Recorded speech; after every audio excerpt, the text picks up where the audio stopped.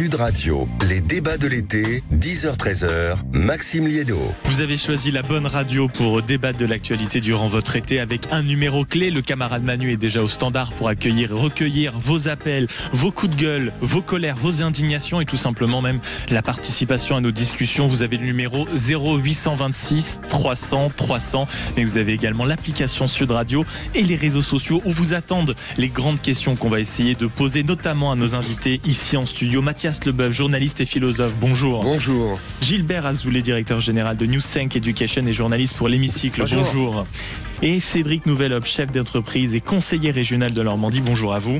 Bonjour. Et David Marguerite, sénateur LR de la Manche. Bonjour. Merci beaucoup à tous d'être avec nous dans ce studio. Beaucoup de sujets qu'on va parcourir avant vos coups de cœur, coups de gueule. Laissez-moi les présenter au moins à nos auditeurs, notamment pour que vous puissiez réagir via les sondages posés sur les réseaux sociaux. À savoir, est-ce qu'il y a un problème avec l'alcool en France et plus généralement avec l'alcool auprès des jeunes? Les chiffres sont absolument stratosphériques et on vous pose cette question. Faut-il peut-être durcir un peu plus dans notre pays, en France, l'accès à l'alcool, notamment pour les jeunes, avec la tendance du binge drinking? Vous avez cette tendance de, certes, les jeunes boivent moins, mais quand ils boivent beaucoup plus. C'est la deuxième cause de mortalité en France, juste derrière le tabac, mais c'est la première chez les 15-39 ans. Et 86% des commerces actuellement, selon une étude récente d'Addiction France, vendent de l'alcool à des mineurs, qui est pourtant passible visiblement d'une amende de 7 500 €, mais ça ne leur fait pas peur. Et puis, la France a-t-elle abandonné le combat pour la pauvreté? C'est des chiffres historiques depuis qu'on les mesure et depuis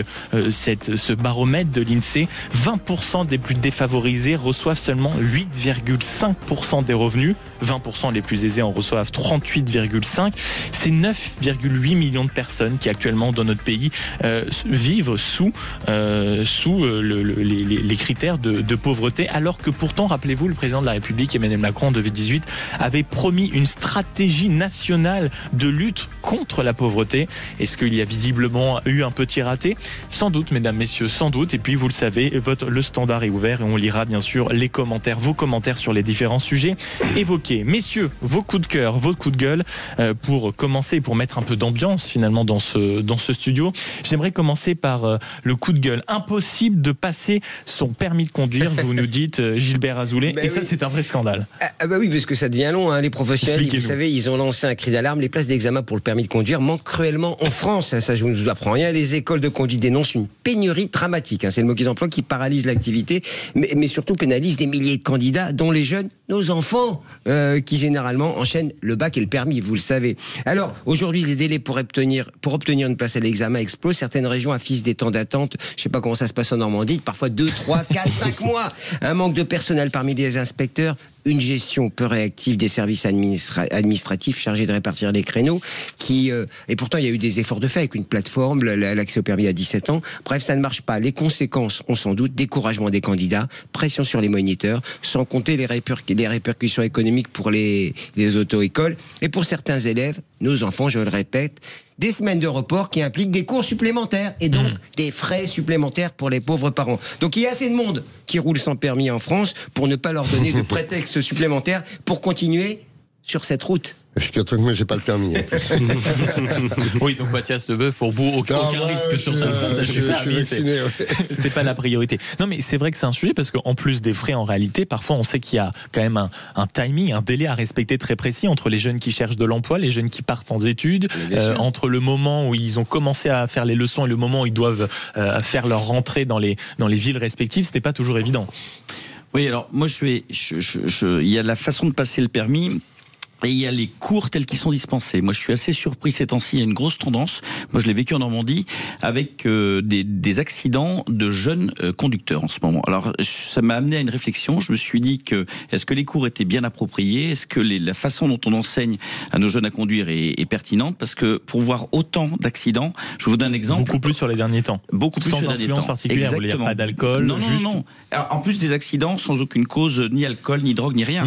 Même pas de vitesse. Donc, c'est vraiment c'est du comportemental, c'est de la façon dont on conduit, avec des choses très différentes, par exemple entre l'Angleterre et la France. En Angleterre, vous pouvez pas être, quand vous êtes jeune chauffeur, 4 dans un véhicule, parce qu'on constate quand vous êtes nombreux dans un véhicule, vous êtes perturbé, dissipé, distrait, etc. Et ça conduit à de nombreux accidents. Et moi, je me dis qu'il y a peut-être une vraie réflexion à avoir pour remodifier un petit peu ces règles et la façon dont on apprend à nos jeunes, en tout cas, à conduire.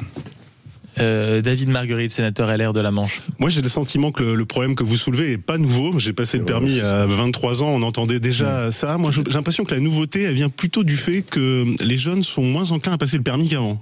C'est moins le Graal. Il y a beaucoup de candidats. Il y a beaucoup de candidats. Alors, je pense que le problème vient de la réduction du nombre d'inspecteurs, etc. Enfin, en Normandie, moi, je vois la région Normandie où je suis élu avec mon collègue Cédric Nouvelon. On met en place beaucoup d'aides pour que les jeunes, notamment en formation, puissent obtenir le permis quand c'est nécessaire pour obtenir un travail plus tard, notamment dans le bâtiment.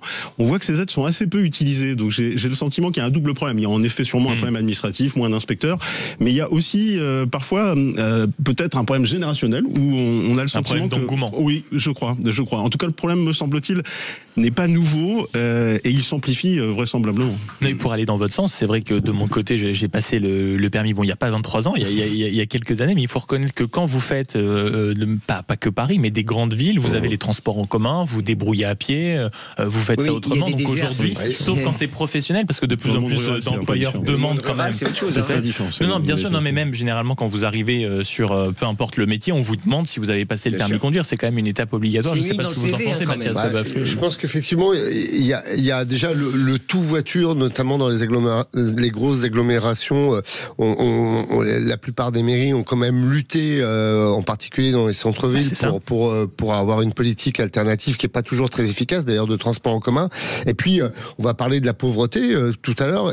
Faut rappeler que une voiture, c'est un budget, et c'est un budget qui est extrêmement lourd, et notamment quand on est jeune et qu'on a une première activité, ça grève quand même beaucoup le portefeuille. Donc, et toutes les options qui vont avec, l'essence, les assurances, les révisions, les contrôles techniques.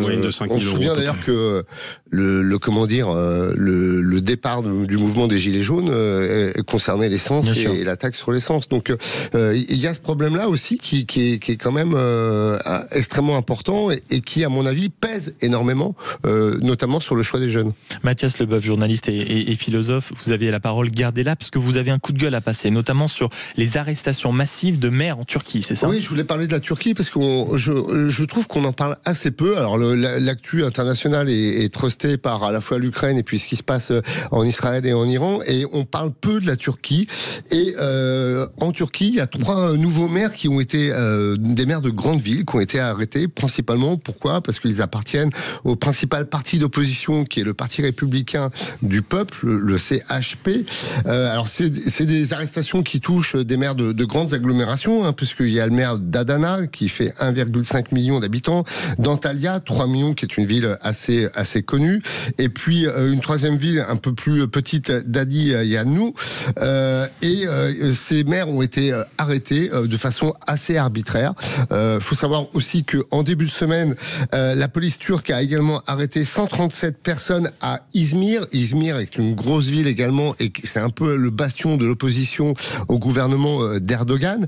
Et ces arrestations font suite à une arrestation elle-même qui date du mois de mars, du 19 mars. C'est celle du maire d'Istanbul qui a été arrêté. Qui a provoqué d'immenses manifestations en plus. Qui a provoqué d'immenses manifestations pacifistes, silencieuses. Il y a 2 millions de personnes qui sont descendues dans les rues pour manifester. Manifestations qui ont été réprimées assez sévèrement également. Alors on reproche quoi à ces gens-là ? On leur reproche des choses un peu évasives, corruption, blanchiment d'argent, parfois même collaboration avec des groupes terroristes, et notamment avec le PKK ou son émanation, ce qu'il en reste.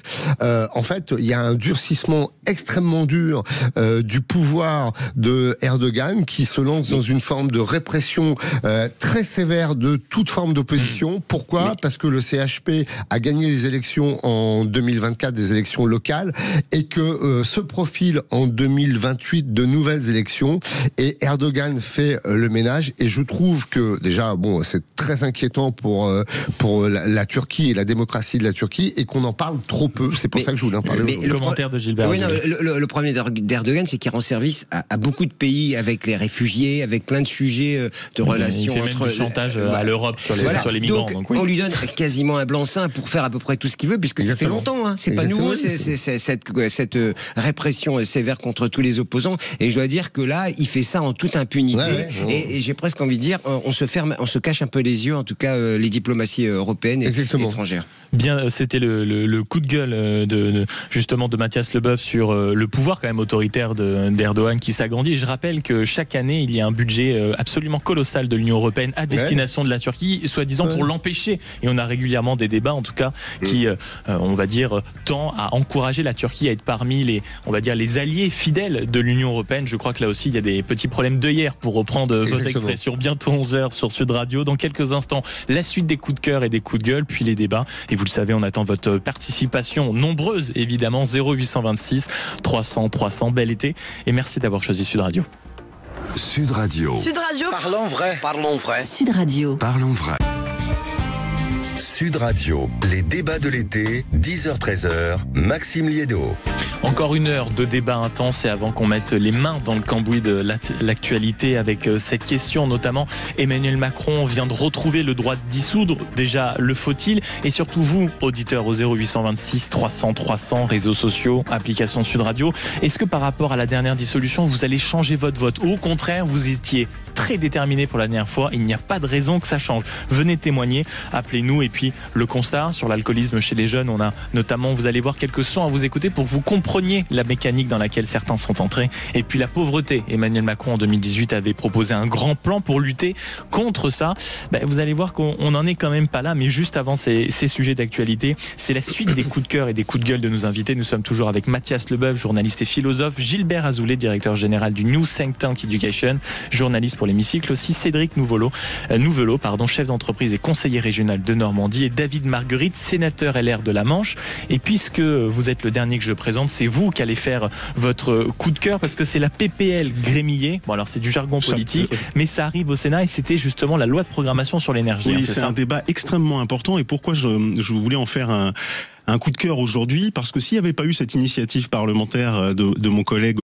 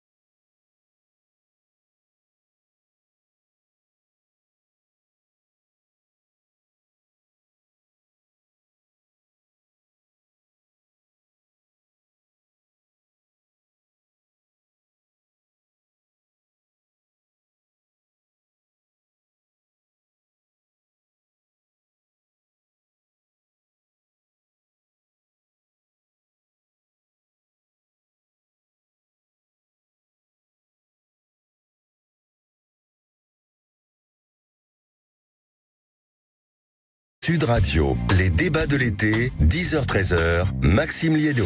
Nous sommes toujours en présence de Mathias Leboeuf, journaliste et philosophe, Gilbert Azoulay, directeur général du News 5 Education, journaliste également pour l'Hémicycle, Cédric Nouvelot, chef d'entreprise et conseiller régional de Normandie, et le sénateur LR de la Manche, David Margueritte, avec un sujet forcément hautement politique. Je vous lis quand même ce que disait Vincent Trémollet de Viguière, le directeur du Figaro, dans son vidéo ce matin. Il parle évidemment d'une politique éparpillée façon Pulse suite à la décision du président Emmanuel Macron. Petit clin d'œil évidemment au tonton flingueur. Et il a cette formule que j'ai notée parce qu'elle est assez réaliste, cruelle, mais surtout amusante. C'était une sorte de chef-d'œuvre dans l'erreur.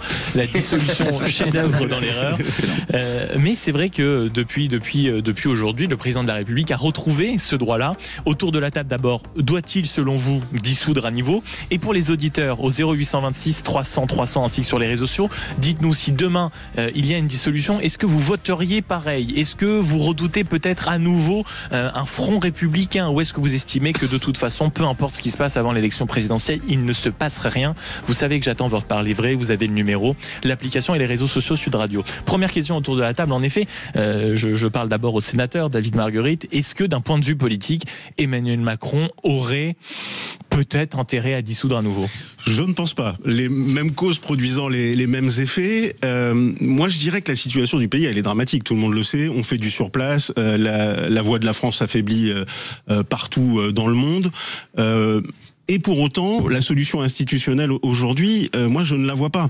L'intérêt d'Emmanuel Macron à dissoudre, on le perçoit assez mal. Il y a un an, il nous expliquait que la dissolution devait permettre d'avoir une majorité claire, devait permettre d'avoir un débat qui soit apaisé, retrouver de la sérénité dans le débat public. Un an plus tard, eh bien tout ce qu'il a voulu éviter se produit en pire. Et d'ailleurs, Guillaume Tabar, je trouve, résume très bien les choses dans le Figaro ce matin en disant on voit donc mal pourquoi Emmanuel Macron ferait cette deuxième erreur, mais il est vrai que personne n'imaginait qu'il commette la première.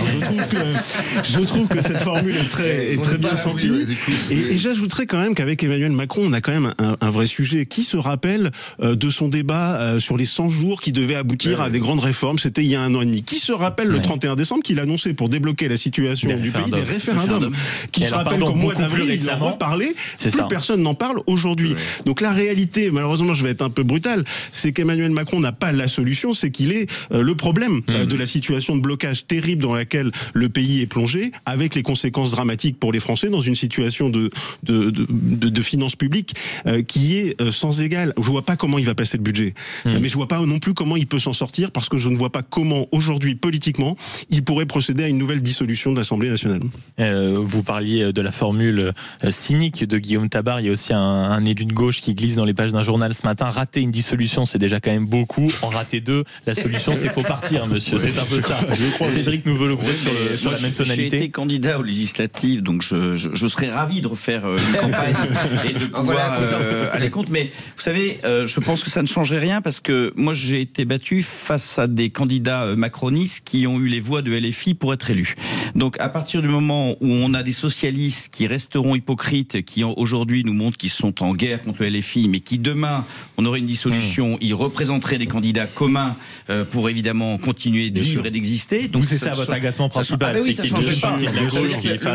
le seul changement réel, ça serait effectivement une démission du président de la République, qu'on revote pour une assemblée pour donner une majorité à un nouveau président. Pour l'instant, ça n'aurait aucun impact. Alors oui, il y aurait à la marge un peu de modification. La seule évolution qui est en ce moment, et moi j'en suis ravi, David partagera mon avis, c'est que on a au moins, avec l'avenue de Bruno Retailleau, on a vu que les dernières élections, les partielles, ce sont des candidats LR qui ont gagné. Donc ça montre quand même qu'il y a une évolution qui se fait favorable. Donc elle serait favorable au LR, moi je m'en réjouis, mais ça changerait pas globalement ces grands équilibres, encore une fois, parce qu'on est en face des gens qui n'assument pas. On aura encore un front républicain contre le RN de LFI qui iront voter pour des candidats macronistes qu'ils critiquent à longueur de journée. On voit bien qu'il y a un manque de cohérence et de conviction en face. C'est ça qui manque pour l'instant. Moi ce que je sens, et c'est ça qui me terrorise, c'est à bas bruit, c'est la seule solution, et ce qui remonte, c'est la démission du président, en fait, qui est l'issue pour remettre, on rebat les cartes, on remet tout à zéro, et c'est vrai.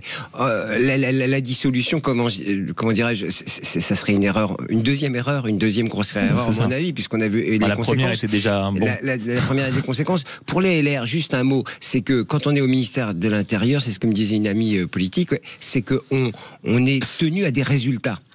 on est tenu à des résultats parce que c'est statistiquement, on peut dire, ça a baissé, ça a augmenté. Donc là aussi, il y a un sujet de remettre des élections sur la table pour les LR, de dire bah oui, mais ils ont dit vous allez voir ce que vous allez voir et on n'a pas vu. Donc c'est doublement pour ne pas être en faveur des élections législatives, une nouvelle dissolution qui sera à mon avis une erreur historique. Non, puis dissolution, élections législatives, après dans 9 mois les élections municipales, puis suivi des présidentielles. Enfin le peuple, la on tourne dans l'élection permanente. Bien sûr, et le pays est complètement bloqué. Les commerçants, les artisans vous diraient actuellement c'est compliqué économiquement, mais c'est compliqué parce qu'il y a eu aussi la précédente dissolution et ça le restaurait, ça bloque un pays. En cas de nouvelle dissolution, voteriez-vous différemment? Vous a-t-on posé sur l'application et les réseaux sociaux Sud Radio? Non, je ne voterai pas différemment à plus de 72%. Et puis dans les commentaires, évidemment, il y a notamment Pierre qui nous dit j'ai voté pour une France forte, pas pour envoyer à l'Assemblée nationale des députés qui ne me représentent qu'à et qui pour la plupart du temps nous offrent un spectacle navrant. C'est pas faux. Moi de mon côté, s'il y a une nouvelle dissolution, c'est ça. Olivier nous dit moi de mon côté je resterai à la maison. Carabolage qui nous dit j'ai toujours voté contre la gauche, je ne changerai pas ma manière de voter. Voilà, au moins c'est clair. Mathias Leboeuf, vous sur si jamais demain. À mon avis, il n'est pas d'accord. Oui. On a besoin d'un éclairage du philosophe, je pense.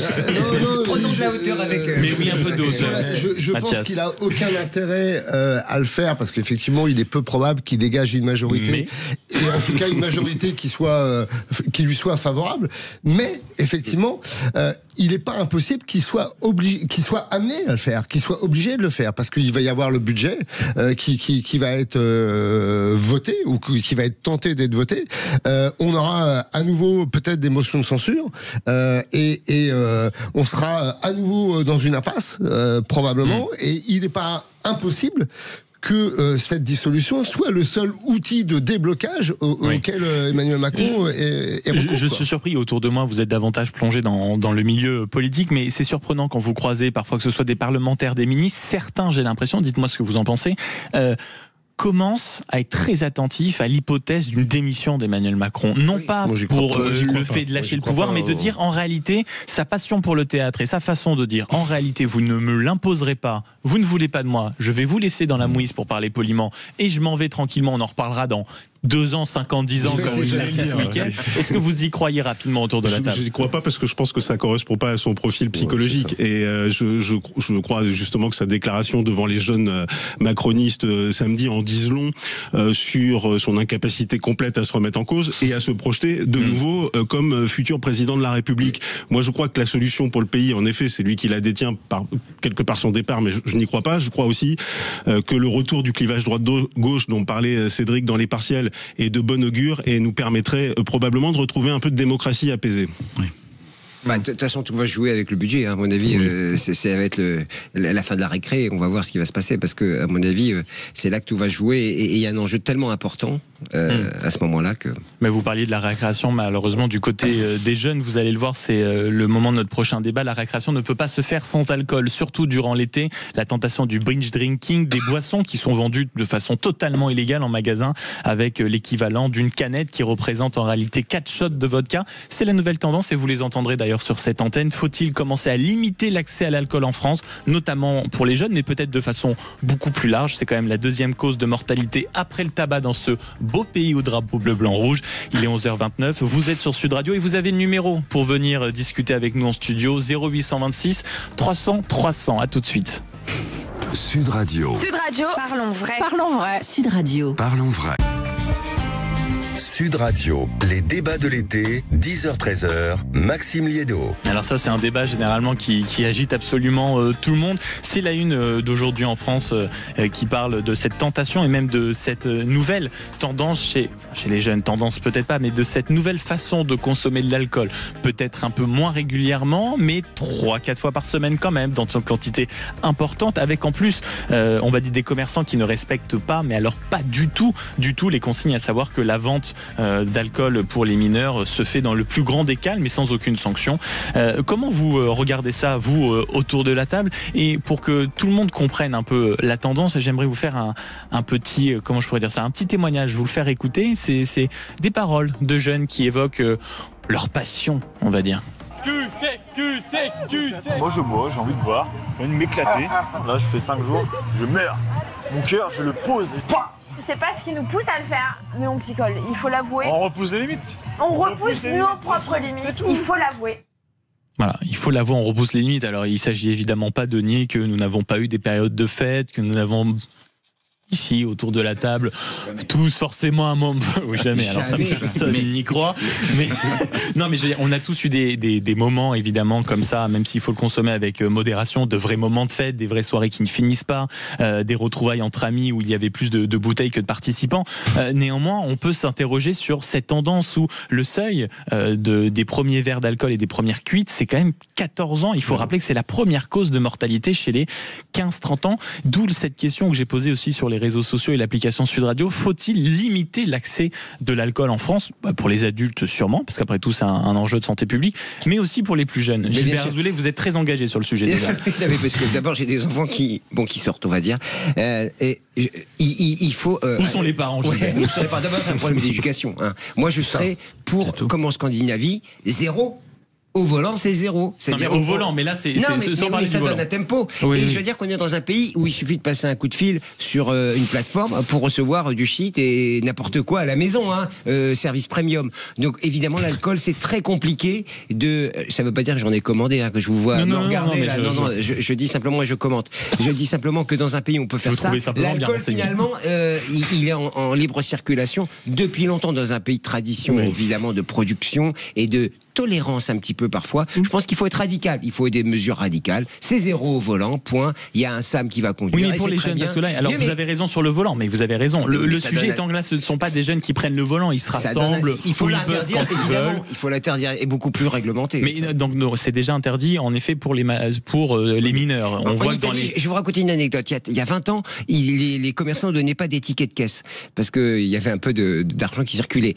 Et ils ont mis une loi, si vous ne donnez pas de ticket de caisse et que vous faites choper, il y avait une amende colossale. Je peux vous dire que tout le monde donne un ticket de caisse. Et bien là, si on chope quelqu'un avec une bouteille, il faut peut-être accentuer les contrôles et renforcer tout ça.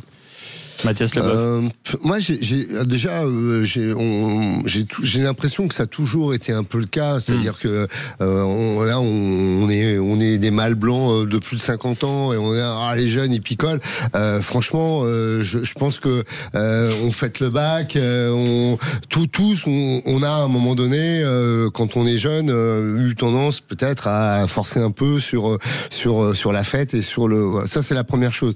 La deuxième chose, comme le disait Gilbert, c'est une question vraiment d'éducation et le rôle des parents est fondamental sur ce plan-là. Mais ça, malheureusement, c'est difficile d'intervenir. Et la troisième chose, justement, c'est là où je voulais en venir. Moi, ce qui me sidère, c'est l'absence totale de voix publique, de campagne de sensibilisation. Vous trouvez rien. Vous trouvez. Comment vous trouvez vraiment? Moi, j'ai l'impression qu'à chaque fois que je regarde la télé ou que j'écoute la radio ou que je lis quelque chose, on me dit les 5 fruits et légumes, alors consommer avec modération. La preuve, j'ai même dû le dire, consommer avec modération par principe. Non, mais le SAM, c'est celui qui. Enfin, tu vois, il y a eu quand même un peu de sensibilisation autour du thème. Je trouve que. Pour vous, Mathias Leboeuf, on manque de campagne de prévention. Et je vois que le sénateur David Marguerite est plutôt pour. Je suis plutôt d'accord avec ce que vous dites, parce qu'en effet, les campagnes de sensibilisation qui existent sont plutôt des campagnes sur l'alcool au volant, etc. Sur les dangers de l'alcool en tant que tel pour la santé, il y en a moins. Alors il faut dire qu'on vient plutôt de loin dans le pays. On a été très fort sur les campagnes anti-tabac qui ont fonctionné d'ailleurs, puisqu'il n'y a jamais eu aussi peu de jeunes qui fument. C'est le prix du tabac qui a fonctionné plus que tout. Voilà, il y a le prix bien sûr, mais il y a quand même la question des campagnes de sensibilisation sur le tabac et le lien direct sur les préjudices sur la santé. Là, elles ont été massives, intensives et elles ont fonctionné. On vient de loin, je le disais, parce que vos auditeurs me corrigeront si je me trompe, mais il me semble qu'on servait le vin à la cantine jusqu'en 1965 et dans les lycées jusqu'en 81. C'est juste pour resituer le débat culturel qu'on peut avoir. Du Calvados dans les biberons, début du siècle. J'ai retrouvé des carnets de santé des années 40 où c'était prescrit. C'était prescrit. Donc en effet, culturellement, on vient de plus loin. Maintenant, moi j'ai le sentiment quand même que les jeunes se radicalisent sur les deux versants, c'est-à-dire que vous retrouvez de plus en plus de jeunes qui ne boivent plus une goutte d'alcool et qui sont militants de cela. Et en effet, des jeunes très tôt, 13-14 ans, qui s'alcoolisent à outrance sans aucune perception du risque sur la santé. C'est là où, à mon avis, les campagnes de sensibilisation étaient défaillantes. Sociologiquement, il y a un phénomène qui est assez inquiétant, c'est que les jeunes femmes boivent de plus en plus et ça touche un public féminin. Vous avez touché du doigt un vrai débat. Est-ce que ce genre de discussion, c'est parce que on est un média, on essaye de le provoquer, ou est-ce que c'est un vrai phénomène selon vous? C'est-à-dire que en effet, il n'y a rien de mal, c'est l'été, c'est la fin du bac pour beaucoup. Moi personnellement, je sais que j'ai un petit frère dans cette tranche d'âge-là. Je vois que le seuil où on commence à boire excessivement, c'est 14 ans. Je crois avoir passé une partie de ma jeunesse à faire ça aussi, mais je ne crois pas que le but était à ce point, on va dire, où en effet j'entends, on dépose mon crâne, etc. C'est très jeune. 14 ans, c'est très jeune. Effectivement, il y a un abaissement de la barrière d'âge. Alors, Cédric Nouvello. Moi j'ai 2 enfants, un qui a 16 ans et un qui a 19 ans, donc je suis en plein dedans. Et la question qui se pose, plus globalement, on parle de l'alcool, mais moi c'est la problématique des addictions. Parce que quand ils vont en soirée, ils ont accès à la drogue. Quand ils vont en soirée, ils ont accès à l'alcool dur. Enfin, faut pas se leurrer. Donc c'est comment est-ce qu'on les préserve de tout ça? Comment on les protège de tout ça? C'est une vraie question quand on est parent. Et derrière, ça passe. Et alors justement, les parents autour de la table, comment on les protège? Ça passe par l'éducation. Moi, j'essaye de leur expliquer. Parce que je dis, on pourrait mettre toutes les interdictions qu'on veut. Déjà, les interdictions, on peut en mettre. Encore faut-il les faire respecter, parce qu'un des problèmes, c'est effectivement la vente d'alcool aux mineurs, qui n'est pas cet interdit. On ne fait pas respecter cette interdiction. Donc, d'abord, commençons c'est quand même passible d'une amende colossale, 7 500 €. Oui, mais si on va remettre d'autres interdictions, commençons déjà par faire appliquer celles qui existent. Voilà. Ça serait toujours dans le pays. On essaie toujours de mettre des niveaux, alors qu'on respecte pas déjà les interdictions qui existent. Et puis, deuxièmement, c'est l'éducation. Moins d'infirmiers dans les collèges, dans les lycées. C'est aussi c'est une voie importante pour expliquer, pour sensibiliser les jeunes. Ça aussi, ça passe par là. Faut pas qu'on s'étonne. On met moins de moyens à un moment pour sensibiliser les jeunes. Effectivement, on le retrouve. Et puis, ça passe quand même par l'éducation. Enfin, il y a un moment, on fera ce qu'on veut, mais ça passe par là. Alors, nul n'est. C'est pour ça, quand j'entends des campagnes de sensibilisation, sans doute, il n'y en a-t-il pas assez. C'est un vrai débat. En revanche, est-ce que c'est à l'État de s'occuper à ce point, si vous voulez, des jeunes qui tout d'un coup ont envie de boire un coup sur la terrasse, si on est dans le milieu scolaire pour expliquer en quoi ça peut être néfaste pour la santé, je pense que oui. Ça, qu'on remette des moyens dans le milieu scolaire pour expliquer quelles que soient les addictions, drogue, alcool ou numérique, on peut qu'il y ait vraiment des campagnes soient faites, ça oui, en complément. Parce qu'il y aura des parents qui ne le feront pas. On tape toujours dans le sujet, c'est-à-dire quand on parle de sexualité, c'est l'école qui doit faire. Quand on parle d'addiction, c'est l'école qui doit faire. Quand on parle de civisme, c'est l'école. Faut pas trop demander à l'école, et je te rejoins sur ce point, c'est l'éducation. C'est vrai qu'à la base, si on dit pas, on n'identifie pas les dangers très tôt, c'est vrai qu'on est dans un environnement de tolérance. Un petit coup, c'est pas si grave après tout. C'est vrai que il faut quand même qui encourage aussi. Bien sûr, c'est ce que j'allais dire. Il faut partir du principe qu'il y a quand même une défaillance de certains parents. Voilà, c'est là où je veux en venir. C'est vrai qu'il faut être très exigeant sur ce point-là, parce qu'on trouvera toujours de l'alcool ou de la drogue, où qu'on soit, ou quel que soit. Je ne raconterai pas ici la première fois que mes parents ont découvert une bouteille d'alcool dans ma chambre, mais je m'en souviens. Est-ce que c'est à l'État de le faire? Oui, effectivement, déjà pour pallier la défaillance parentale et familiale dans bien des cas.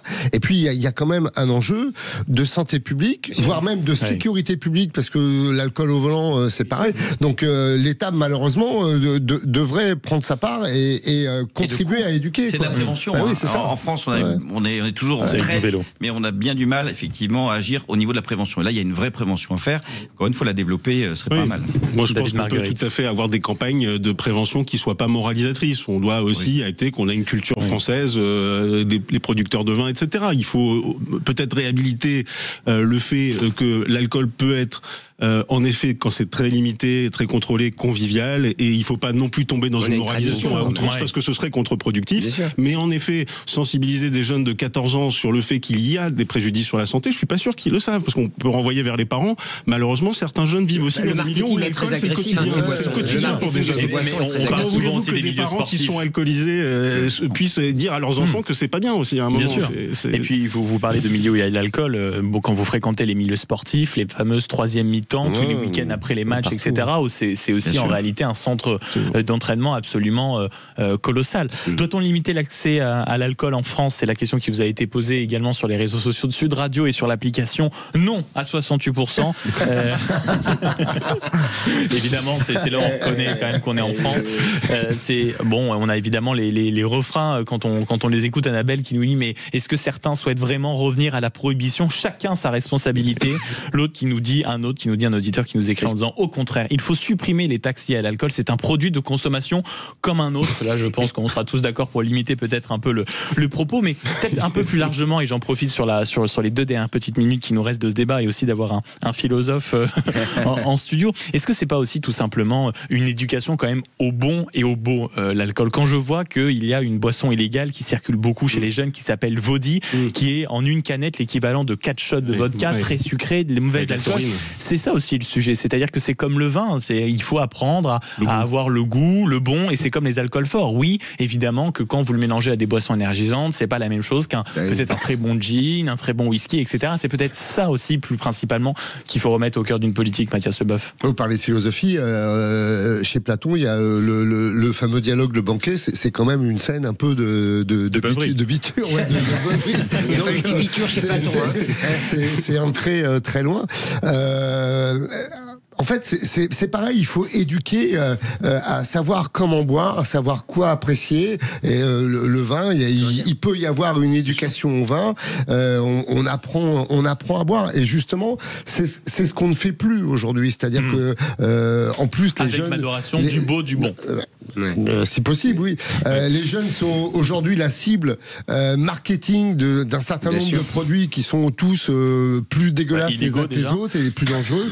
Et ça, c'est un vrai problème. Est-ce que je peux me permettre de poser une question politique? Quand on a 68% des Français qui sont contre, quand on est en politique, qu'on doit décider, dire je vais interdire, est-ce qu'on a un peu les... Ils l'ont fait sur la cigarette, je suis pas sûr que c'était voulu par 68%. Il faut pas prendre des décisions en fonction des sondages, simplement, mais en revanche, c'est une indication de ce que j'expliquais tout à l'heure sur le rapport à l'alcool dans notre pays, et peut-être en effet de bien discerner ce qui relève de l'éducation au goût, de ce qui relève du patrimoine culturel du pays également. Moi, je pense aux producteurs, aux viticulteurs peut-être qui nous écoutent et qui n'ont pas envie d'avoir un discours qui serait complètement contraire à l'intérêt de leur production, qui n'est pas en cause dans la santé publique. Oui. C'est vraiment le rapport à l'alcool et en effet à l'alcoolisation à outrance avec des boissons qui n'ont rien à voir avec le patrimoine de notre pays et qui sont commercialisées, même si elles sont interdites, qui sont commercialisées. Qui sont aussi de vraies tendances avec des jeux, des modes. Cédric Nouvelot, le mot de la fin sur ce sujet. David avait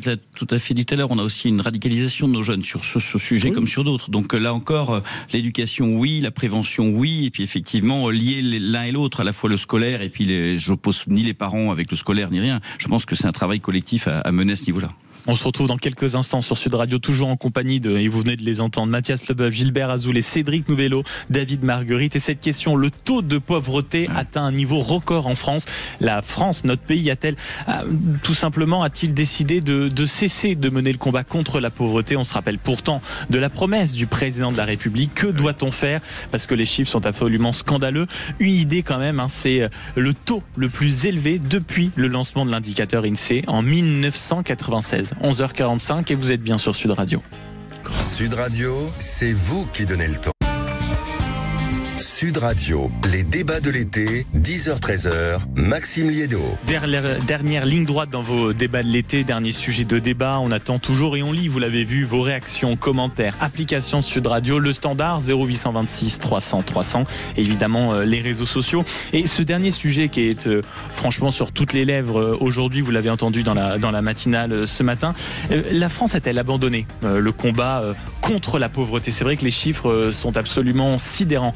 9,8 millions de personnes sont actuellement touchées par ce phénomène. C'est quand même, on le rappelle, le baromètre, ce sont les individus qui touchent moins de 1288 €. On atteint un pourcentage qui est considérable, 15,4%. On se souvient pourtant des mots du président de la République qui avait promis d'éradiquer ce phénomène. On se souvient aussi des photos peut-être plus inappropriées du président en vadrouille une nuit. Autour de la table, qu'est-ce que vous en pensez? Est-ce que vous considérez en effet que tout simplement les politiques peut-être avec les agitations un peu partout du monde ont perdu ce combat-là? Oui, je crois que c'est encore une promesse d'Emmanuel Macron qui n'a pas été tenue, et là pour le coup, on a des chiffres qui démontrent à quel point les données de 2017, 10 ans après, sont catastrophiques, puisque je crois qu'on a progressé de 15% si on chiffre les personnes qui sont sous le seuil de pauvreté. La réalité, c'est que c'est pas l'augmentation de la dépense publique qui règle le problème de la pauvreté avec les minima sociaux, etc. Pourquoi ? Parce que s'il s'agissait simplement de mesurer l'efficacité d'une politique publique à la dépense, il n'y aurait pas de problème de pauvreté dans notre pays. Le problème, il vient, me semble-t-il, d'un changement radical de logiciel auquel il faudrait procéder, qui repose d'abord sur le travail, faire rentrer davantage de gens sur le travail. Moi, je suis toujours surpris que quand on m'explique qu'à 5% de taux de chômage, on est sur le chômage structurel. Il faut aller chercher, et c'est le deuxième sujet, les personnes éloignées de l'emploi, avec des politiques de formation qui soient adaptées. Et puis le dernier sujet, c'est l'orientation. Ce qui ne fonctionne pas aujourd'hui dans notre pays, et ce que ces chiffres révèlent, c'est l'ascenseur social qui est en panne. La fameuse méritocratie qui n'existe plus. Exactement, qui n'existe plus. Pourquoi ? Parce que on n'a jamais mis autant d'argent public dans les politiques d'égalité des chances, de bourse au mérite, etc. Et jamais il y a eu autant de reproduction sociale. Les chiffres le démontrent aujourd'hui. Je crois qu'il faut 5 générations pour un fils d'ouvrier pour atteindre le niveau d'un fils de cadre. C'est donc le problème de l'orientation qu'il faut changer, me semble-t-il, radicalement, en permettant à des jeunes de découvrir les métiers le plus jeunes possible, en confiant aux régions la responsabilité de l'orientation pour les rapprocher du monde économique et du monde des collectivités, pour qu'ils puissent changer leur chemin de vie. Le déterminisme social me semble être aujourd'hui une des causes importantes de ce phénomène de trappe à pauvreté dans le pays. Le travail et la formation sont deux autres leviers à activer. Mais tout ce que vous dites, David Margueritte, sénateur LR de la Manche, il y avait quelqu'un qui l'avait théorisé, qui l'avait même exprimé, qui l'avait même partagé sur cette idée, en effet, que peut-être qu'on mettait un pognon de dingue dans des dispositifs qui n'étaient pas efficaces. Je ne sais pas si vous le reconnaîtrez. On met un pognon de dingue dans des minima sociaux. Les gens, ils sont quand même pauvres. On n'en sort pas. Les gens qui restent pauvres, ils restent pauvres. Ceux qui tombent pauvres, ils restent pauvres. On doit avoir un truc qui permet aux gens de s'en sortir. L'archive, elle est presque cruelle quand on la réécoute. Je ne sais pas ce que vous en pensez, Gilbert Azoulay. Non, mais je rejoins ce que vous disiez, c'est le travail qui n'est pas assez récompensé. Il y a trop de smicards en France. En fait, le salaire moyen en France est faible, et c'est vrai que compte tenu de la situation et de l'explosion des prix, on parlait de l'énergie tout à l'heure, par exemple, les Français ne peuvent pas s'en sortir. Et c'est vrai qu'il y a un paradoxe. On dépense de plus en plus avec une situation qui décroît dans un contexte de croissance, ce qui est complètement contre-intuitif. On pourrait se dire que si la France croît, même si c'est 1%, a priori on crée de la valeur et de la richesse en plus. Alors, sans aller par de problématiques de répartition, l'ascenseur social, il commence bien plus tôt que l'orientation. Hélas, il commence dès dans le scolaire, dès la petite école, dès le collège, et évidemment, il faudrait favoriser l'accès à tous ces métiers, aux carrières au plus large. Sur le travail peut-être qui ne rémunère pas assez, je m'adresse au chef d'entreprise aussi que vous êtes, Cédric Nouvello. C'est vrai qu'il y a un vrai sujet sur le travail qui ne paie pas assez, qui ne paie plus. Diminuer la pauvreté, c'est valoriser le travail, on est clair, c'est ça la première règle. Et effectivement, on a des prélèvements qui sont sans commune mesure. David Margueritte disait tout à l'heure, mais on a besoin d'un vrai Big Bang social, c'est-à-dire le système actuel de modèle social redistributif, on voit bien que ça marche pas. On n'a jamais mis autant d'argent et on n'a jamais eu autant de pauvres. Et on parle des pauvres sans activité, mais vous avez les travailleurs pauvres, vous avez les retraités pauvres. Enfin, on voit bien que tous les prélèvements, quels qu'ils soient, amènent à cette pauvreté, parce que le net, ce qui reste finalement aux gens pour vivre, n'est pas suffisant. Donc il y a une vraie logique. Et moi, je m'occupe également du secteur du handicap et des personnes âgées sur le département du Calvados. Le problème, c'est qu'on distribue beaucoup d'argent, mais qu'on n'en a pas assez pour soutenir ceux qui ont été cabossés par la vie, qui ont un problème réel. On n'en a pas assez pour la politique, pour accompagner le vieillissement, pour accompagner les personnes qui vivent avec un handicap. Là, on aurait besoin vraiment de la puissance publique. Et on n'a plus assez parce que on disperse l'argent un petit peu partout. Regardez sur les hôpitaux, on n'a jamais autant mis sur l'hôpital, il n'y en a jamais eu aussi peu de moyens pour les soignants et des moyens dans les hôpitaux. Donc on a un vrai sujet, on ne veut pas refaire ce Big Bang, c'est un vrai Big Bang qu'il faudrait remettre à plat les dépenses. À un moment, être capable, comme on l'a fait, comme Hervé Morin l'a fait au niveau de la Normandie, il y a des choses où on dit, ça on finance plus, parce que c'est pas une priorité, parce qu'on peut plus le financer. Mais par contre, on met le paquet sur ce qui nous semble indispensable, sur ce qui nous semble stratégique pour le pays. Donc oui, il y a un vrai sujet, et c'est encore effectivement... Dans ce que vous dites, quand même, faut réaliser à quel point les Français sont gentils, et à quel point, sans rire, les Français sont patients. Parce que quand on voit le nombre d'argent qui part, par exemple, sur 1 000 € de dépenses publiques, où va l'argent ? Mais je veux dire, c'est une question qui devrait nous préoccuper tous. Quand je vois que vous parliez de la santé à l'instant, la revalorisation, l'état des hôpitaux, mais c'est quand même 201 € sur 1 000 € de dépenses de prélèvement public. La charge de la dette, 31 €. La recherche, 30 €. Le soutien aux activités économiques, 59 € déjà sur 1000 € de dépenses publiques. Donc c'est ça qui est sidérant. On ne pourra pas ponctionner les entreprises, les travailleurs ou les contribuables. Mais ça vient aussi, et je m'excuse par avance auprès du sénateur, mais beaucoup de politiques, c'est sans doute pas votre cas, mais qui n'ont fait que de la politique. Je pense à François Bayrou, je pense à Éric Lombard, mais je pense à François Bayrou et Éric Lombard, qui nous expliquent que de toute façon, c'est la solution naturelle que d'aller chercher du côté des entreprises, comme si en réalité, même ceux qui avaient réussi avec des fortunes gigantesques n'avaient pas mérité ça, alors que eux, ça fait généralement une vie qui se gave à l'argent public. Je trouve ça presque indécent, avec les fameuses phrases, vous savez, de toute façon, pour l'effort budgétaire, tous les Français devront se serrer la ceinture. Signé généralement Pierre Moscovici, si vous voulez, qui a quand même passé là aussi sa vie sous les ordres de la République. Mathias Leboeuf.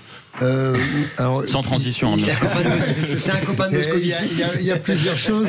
Moi, je suis un peu étonné, je vais commencer par ça, à vous entendre, on a l'impression que cet appauvrissement est dû aux politiques sociales. Et que finalement, c'est les politiques sociales.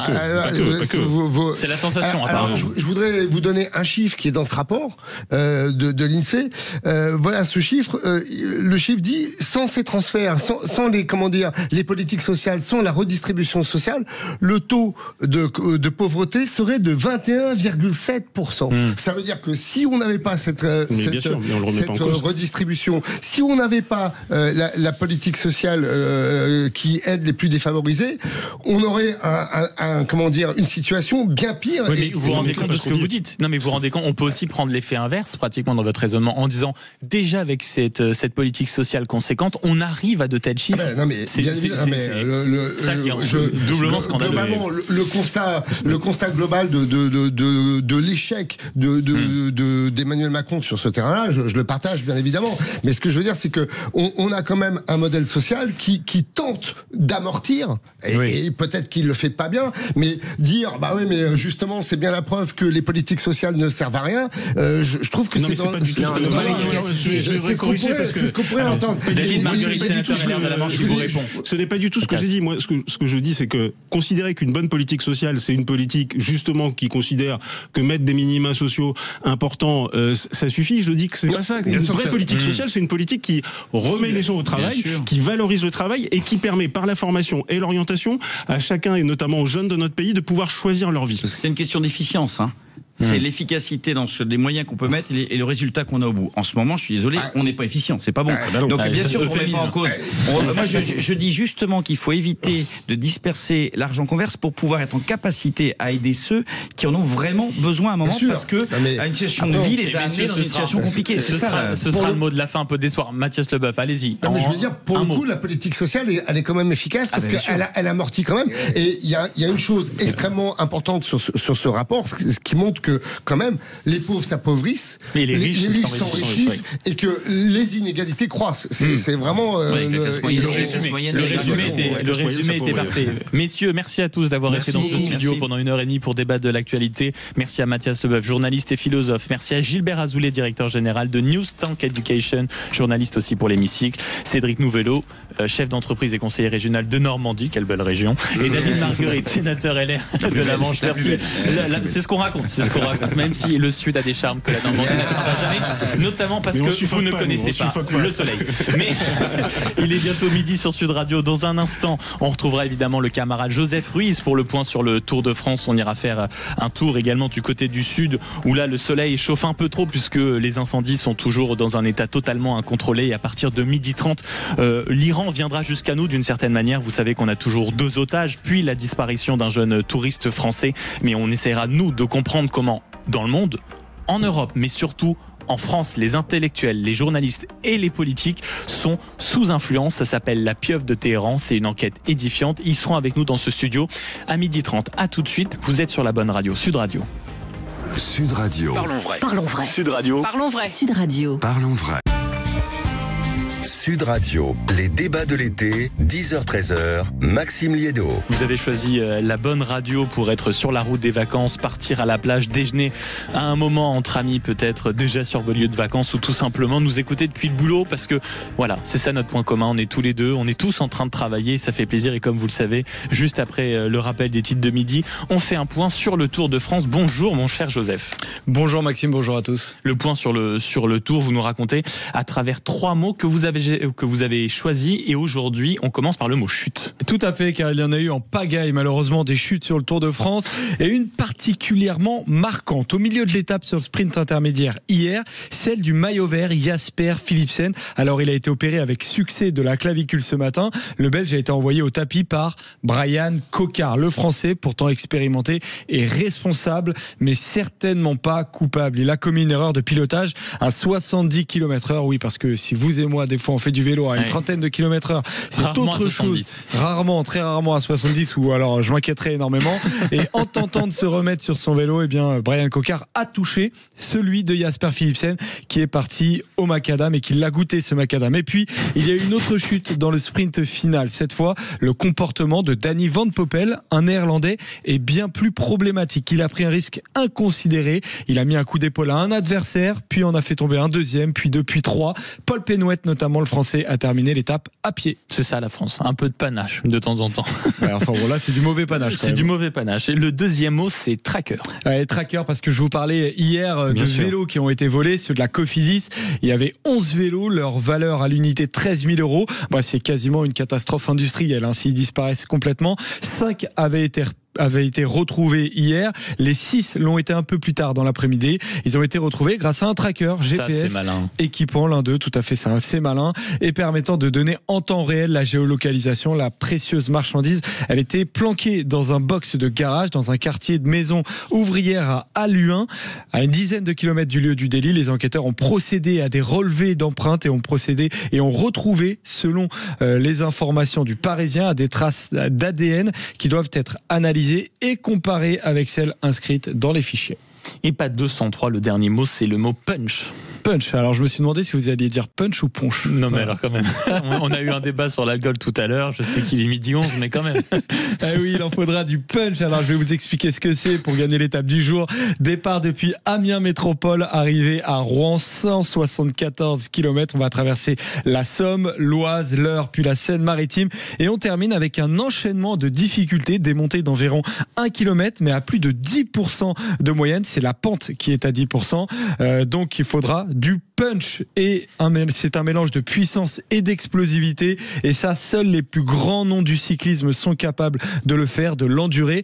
Tadej Pogacar par exemple, Mathieu Van Der Poel, et pourquoi pas nos Français Kevin Vauquelin, Romain Grégoire. J'espère revenir demain avec une bonne nouvelle. Non mais j'ai senti quand même un peu de, non pas du mépris, mais beaucoup de dédain. J'ai cru que vous alliez dire punch. On n'a jamais parlé comme ça, Joseph. Mes pronos hier, alors j'avais dit Milan Merlier.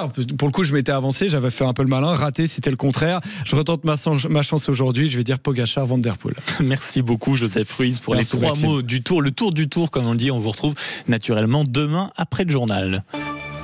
Sud Radio, les débats de l'été, 10h-13h, Maxime Liédo. Vous le savez, auditeurs de Sud Radio, c'est votre radio. On attend votre parler vrai, vos analyses, vos commentaires, vos réactions dans tout ce qui se passe dans l'actualité à Sud Radio. On ne peut pas ne pas vous recevoir au téléphone au 0800 26 300 300, notamment pour ce qui se passe du côté près de Narbonne avec ces incendies. 1070 sapeurs-pompiers sont actuellement sur le terrain. Il y a près de 300 engins qui sont actuellement en cours pour essayer d'atteindre cet incendie qui est d'une rare intensité, presque parcouru déjà 2000 hectares, et on sait avec une A69 qui a été bloquée dans le deux sens et qui, je crois, a rouvert il y a quelques minutes. J'aimerais qu'on écoute Cédric. Bonjour Cédric. Bonjour Maxime Todo. Vous étiez, vous, dans votre voiture, c'est ça, avec femme et enfant ce matin, et donc vous avez été d'une certaine manière aux premières loges de l'incendie. On a dû nous faire sortir et on a dû prendre la nationale, ce qui a engendré énormément de difficultés puisque sur les nationales, elles ne sont plus adaptées aux poids lourds. Donc on s'est retrouvé à faire Narbonne-Carcassonne en plus d'une heure, ce qui a été vraiment délicat. Narbonne-Carcassonne en plus d'une heure, c'est long, oui. on arrive à Trèbes, les ponts sont plus adaptés, donc on n'a pas l'habitude de voir des camions, certains convois exceptionnels qui sont passés notamment. Et effectivement, ça a été très compliqué.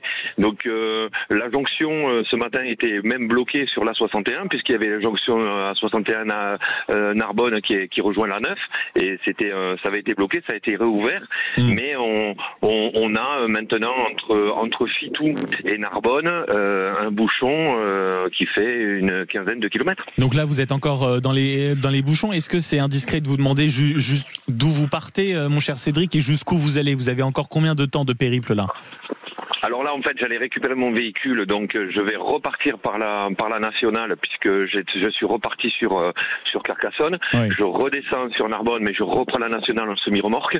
Et j'ai des amis qui sont sur Fitou et qui m'ont dit, mais on est bloqué depuis 11h30 du matin, 11h30 du matin, et ça n'avance pas. Donc c'est pour ça que je me permets. Est-ce que vous avez quand même les informations en temps réel, vous? Est-ce que vous avez peut-être une façon de communiquer avec les services de secours? Est-ce qu'on vient vous voir? Est-ce qu'on vous distribuue des bouteilles d'eau? Est-ce qu'on vous tient au courant, ou c'est encore un peu flou? Vous devez vous informer peut-être avec la radio et le téléphone. Pour l'instant, on n'a rien du tout. Alors, c'est pas la publicité, mais je travaille beaucoup avec Waze, et c'est une application qui est très très bien. Et en temps réel, on a les incidents, les accidents, les blocages de route, les trajets secondaires et les itinéraires bis que l'on peut avoir. Alors, c'est pour voiture, c'est vrai. Attention, c'est pas pour camion. Mais bon, voilà, l'avantage, c'est que après, on s'adapte, on essaie de s'adapter. Et moi, je connais bien la région puisque je suis de la région, donc voilà, j'arrive à me dépatouiller, quoi. Mais c'est vrai que c'est compliqué aujourd'hui. Oui, ce qu'il faut dire en plus sur Waze, l'avantage, c'est qu'en réalité, c'est une application assez participative. C'est-à-dire que tous les conducteurs, dès qu'ils voient un obstacle, bon, c'est surtout sur les policiers, c'est plus décrié ça, mais un obstacle, un événement sur la route, ils peuvent justement le signaler pour que ça apparaisse sur l'application.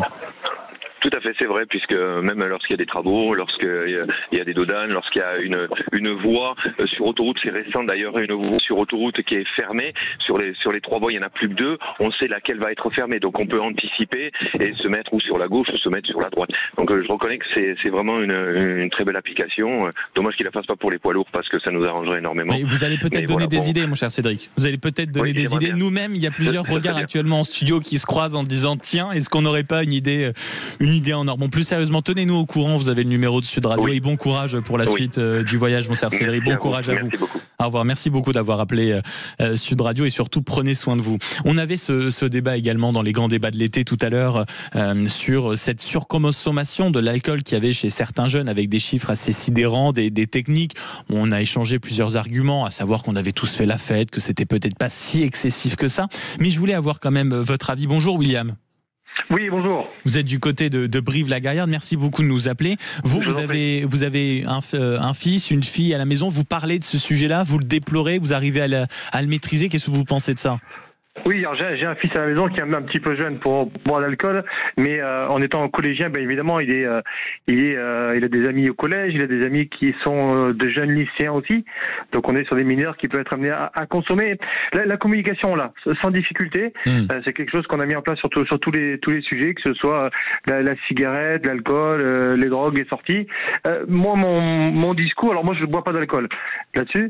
En revanche, le discours, il est vraiment orienté sur le principe de ce n'est absolument pas une obligation de boire de l'alcool. Oui. Ce n'est pas plus cool ni mieux de boire de l'alcool. Comme sur la cigarette, pas d'effet de groupe. Non alcoolisé, exactement. On peut très bien faire partie du groupe des mecs des filles qui ne boivent pas d'alcool, et ça fait pas de vous une personne ennuyeuse ou bien sûr. Voilà. En revanche, là-dessus, c'est assez important, et ce que j'essaie de faire, j'essaie depuis petit de lui permettre de dialoguer. Je ne le juge jamais quand il m'amène une information.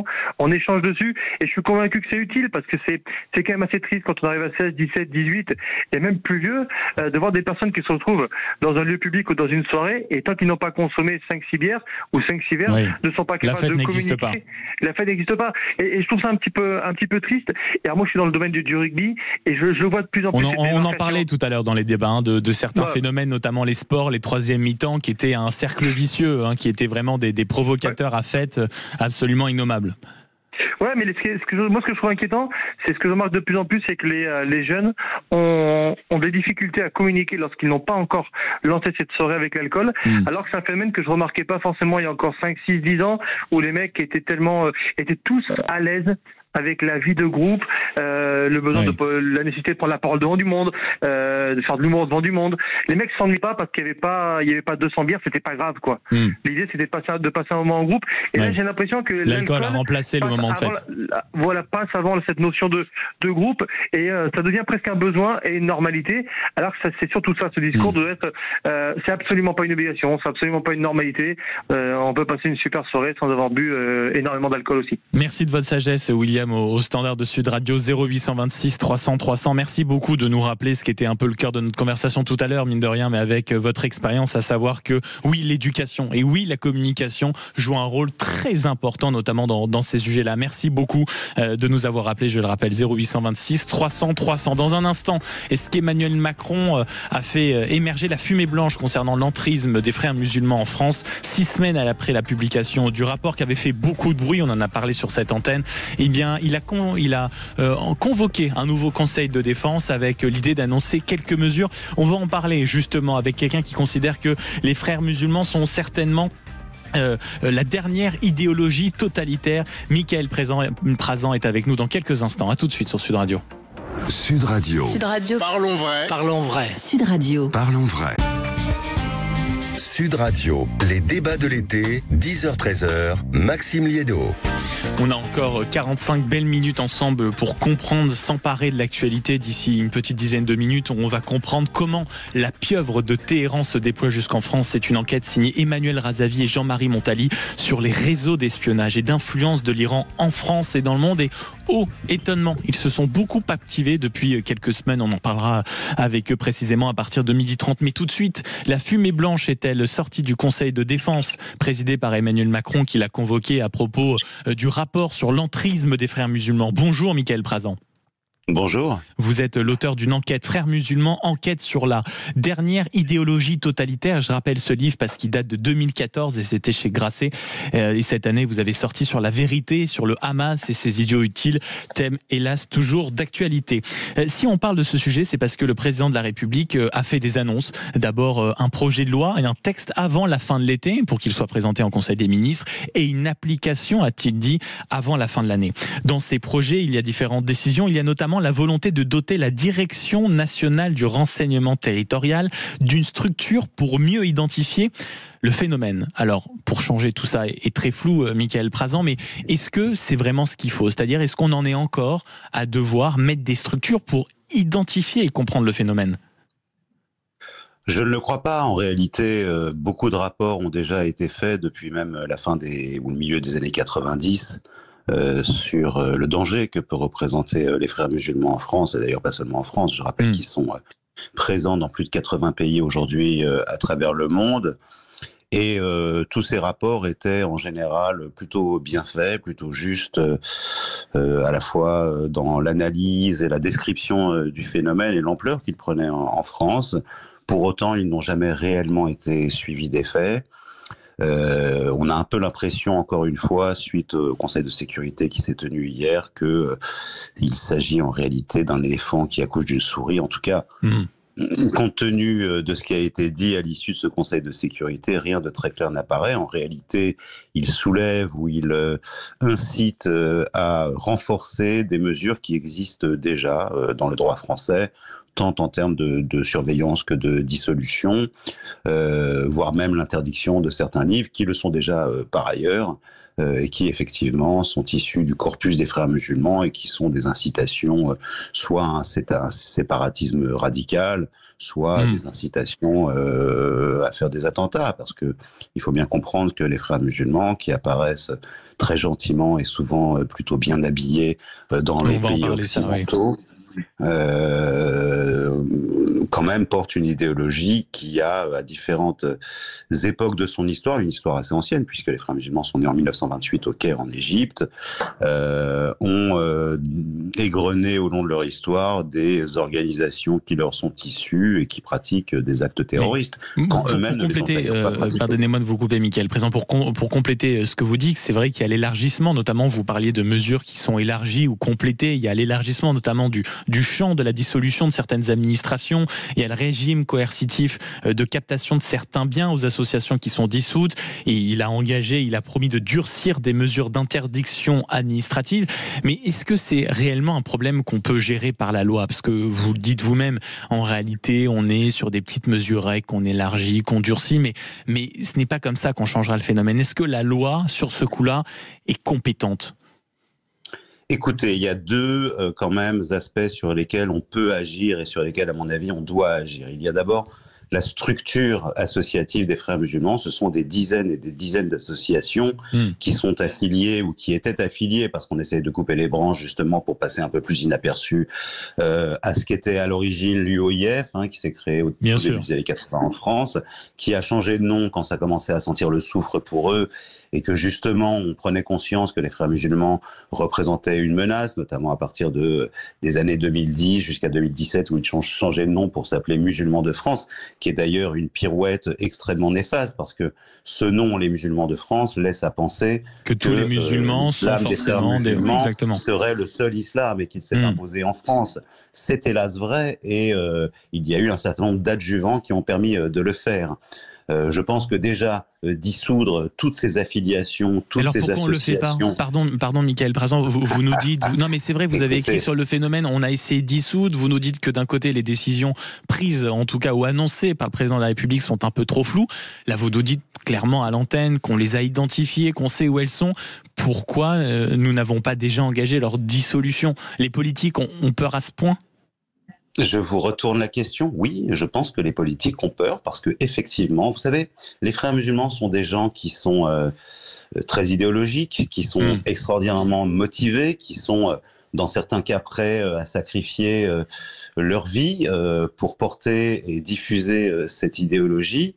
Et aujourd'hui, c'est vrai, l'islam frériste a balayé un peu toutes les petites chapelles disséminées de l'islam, qui vont du soufisme ou aux contextualistes tunisiens et autres. Et par leur puissance et leur prosélytisme, ils ont réussi à s'imposer. Donc effectivement, les pouvoirs, et notamment celui du président, peut s'inquiéter des effets que ces dissolutions pourraient avoir sur une population qui aujourd'hui est affidée à l'idéologie des Frères musulmans. Donc ça, c'est la première chose. Oui, la deuxième chose, allez-y.